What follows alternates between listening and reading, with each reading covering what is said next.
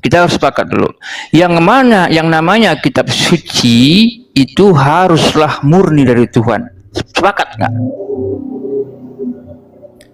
Murni dari Tuhan. Ya, contohnya. Yang dimaksud murni dari Tuhan itu apa, Bang? Tuhan ngasih langsung begitu nih, begitu atau betul. gimana? Ya, ya. Contoh Edis misalkan berkata, coba Edis berkata nih sekarang nih.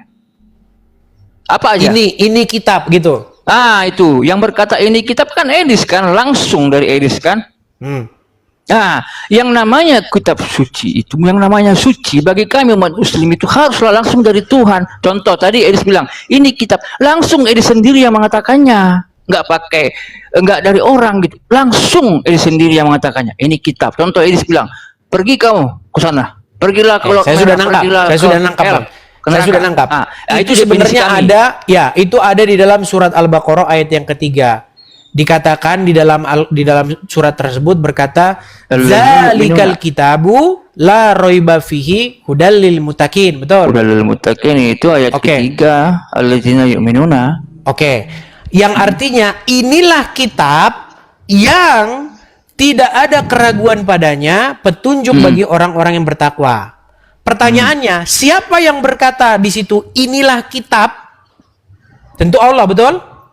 Pak, tentu. Nah, bagaimana mungkin yang menjadi pertanyaan sekarang begini, bagaimana mungkin ayat itu menjadi masuk akal?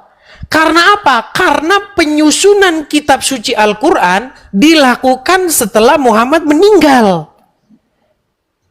Pada zaman Muhammad tidak ada yang namanya buku dikasih ke Muhammad. Betul? Tidak ada kitab dikasih ke Muhammad. Makanya ayat tersebut udah catat para nabi, sahabat. Ya, tapi kan bukan dikasih inilah kitab, enggak kan? Enggak. Nah, maka menurut analisa saya, ayat tersebut pasti tidak dikatakan kepada Muhammad. Ayat tersebut pasti merupakan sebuah kata pengantar ketika kitab Al-Quran disusun dan ditulis. Makanya ditulis oleh mereka, inilah kitab yang tidak ada keraguan padanya, petunjuk bagi orang-orang yang bertakwa. Kalau seperti itu pasti masuk akal.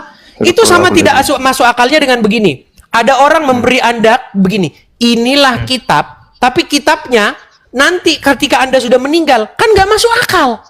Bagaimana Anda berkata inilah kitab, tapi kitabnya belum ada. Kitabnya adanya nanti setelah Anda sudah meninggal. Makanya saya sebagai seorang pengkaji selama 13 tahun, menurut analisa saya, ayat tersebut sudah pasti adalah ayat tambahan yang disusun oleh para panitia penyusun kitab tersebut.